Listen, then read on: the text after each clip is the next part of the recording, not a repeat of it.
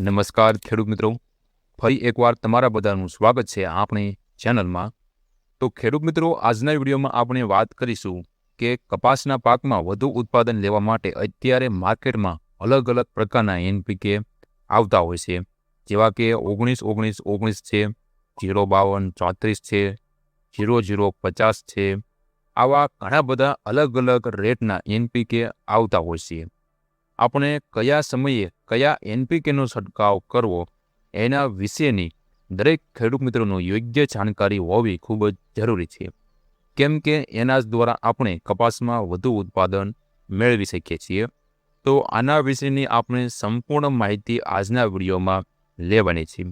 તો ખાસ કરીને બધા ખેડૂત મિત્રો વિડીયોના અંત સુધી બન્યા રહેજો, અને જે ખેડૂત મિત્રો આપણી આ ચેનલ પર નવા આવ્યા હોય તેવા ખેડૂત મિત્રો ખાસ કરીને આપણી આ ચેનલને સબસ્ક્રાઈબ કરી નાખજો, કેમ કે આપણી આ ચેનલ પર આવા જ ખેતીને લગતા અવનવા વિડીયો મૂકવામાં આવતા હોય છે।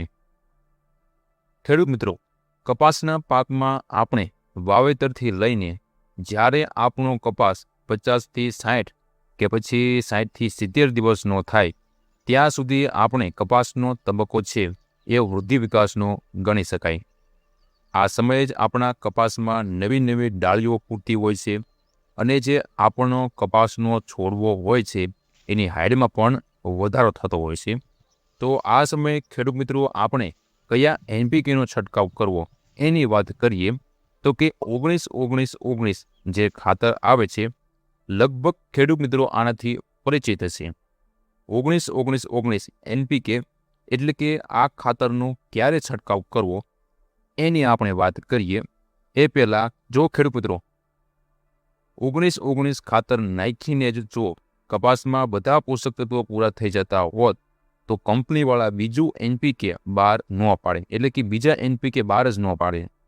એટલા માટે કપાસમાં જો આપણે વધુ ઉત્પાદન લેવું હોય તો આપણે અલગ અલગ એનપીકેનો યોગ્ય સમય છંટકાવ કરવો જોઈએ। હવે ખેડૂત મિત્રો આપણે 19-19-19 ખાતરનો ક્યારે છંટકાવ કરવો એની વાત કરીએ તો કે ખેડૂત મિત્રો કપાસના વાવેતરથી લઈને આપણા કપાસનો જે વૃદ્ધિ વિકાસનો તબક્કો છે 50થી 60 દિવસની આજુબાજુ, ત્યાં સુધી આપણે 2 થી 3 છંટકાવ 19-19-19 ખાતરના 10થી 15 દિવસના ગેપ રાખીને આપણે છંટકાવ કરી શકીએ।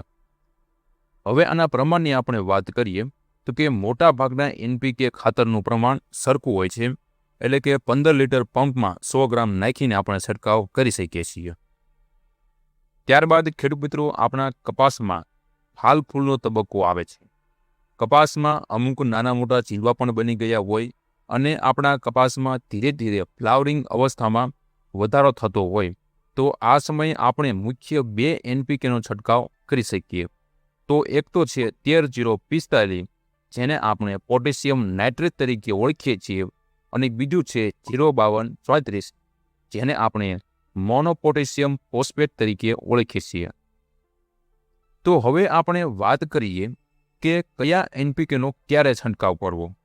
તો આપણા કપાસની અંદર એવું લાગે કે આપણા કપાસની હજુ હાઇટ ઓછી છે અને આપણો કપાસ એ ફાલ પકડવા માંડ્યો છે, તો એવી પરિસ્થિતિમાં આપણે 13-045 એટલે કે પોટેશિયમ નાઇટ્રેટનો છંટકાવ કરવાનો છે, કે જેમાં 13% નાઇટ્રોજન છે અને 45% પોટાશની માત્રા છે। જો આપણે આનો છંટકાવ કરીએ તો એક તો જીંડવાની સાઇઝમાં વધારો થશે અને ઉત્પાદનમાં પણ વધારો થશે, પછી રોગ પ્રતિકારક શક્તિમાં પણ વધારો થશે, અને નાઇટ્રોજનનો જે છંટકાવ કર્યો છે એટલે આપણો જે કપાસ છે એમાં ફાલ ફૂલની વૃદ્ધિ વિકાસ થતી રહેશે। આ સમયે આનો છંટકાવ કરવાથી વાતાવરણની અંદર કોઈ ફેરફાર હશે અથવા તો ફેરફાર થશે તો પણ ફાયદો આપણને જોવા મળશે।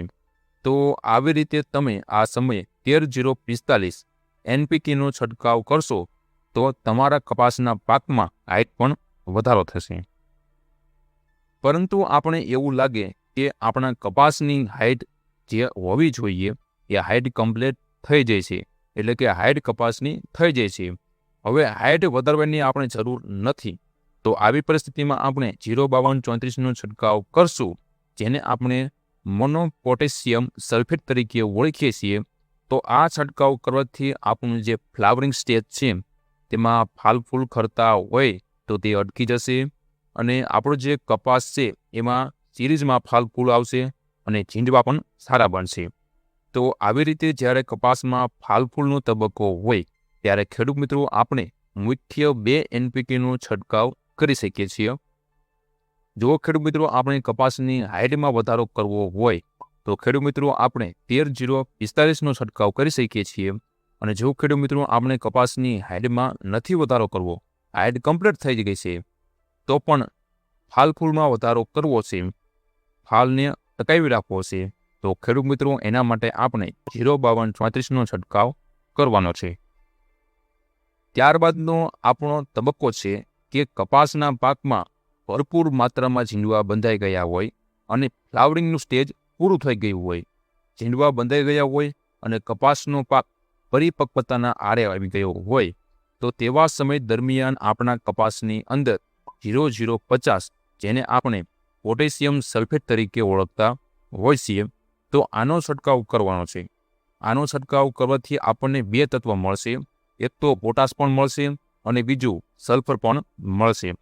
તો આનો આપણે છંટકાવ કરીએ એટલે પોટાશ છે એ કપાસના ઝીંડવાની સાઇઝમાં પણ વધારો કરશે, રૂની ચમકમાં વધારો કરશે, કપાસિયામાં તેલની ટકાવારીમાં પણ વધારો કરશે, કપાસના પાકને રોગ જીવતથી પણ બચાવશે અને વાતાવરણમાં કોઈ ફેરફાર થાય એટલે કે ગરમી વધારે પડતી હોય કે પછી ઠંડી વધુ પડતી હોય તો તેવા સમયમાં કપાસના છોડને ટકી રહેવા માટે પોટાશ ખૂબ જ ઉપયોગી આવશે. અને 0-0-50ની અંદર જે સલ્ફર આવે છે એ આપણા કપાસની અંદર કોઈ ફૂગજન્ય રોગ આવશે તો એને કંટ્રોલમાં કરશે, એને કંટ્રોલમાં લાવશે. ખાસ કરીને જ્યારે કપાસ પરિપક્વ થઈ જાય ત્યારે કપાસના પાન લાલ થઈ જવાનો પ્રશ્ન રહેતો હોય છે તો એનો કંટ્રોલમાં પણ સલ્ફર લાવશે. તો આ સમયે જો આ NPK 0-0-50નો છંટકાવ કરવામાં આવે તો આપણને કપાસમાં ઉત્પાદન ખૂબ સારું જોવા મળશે.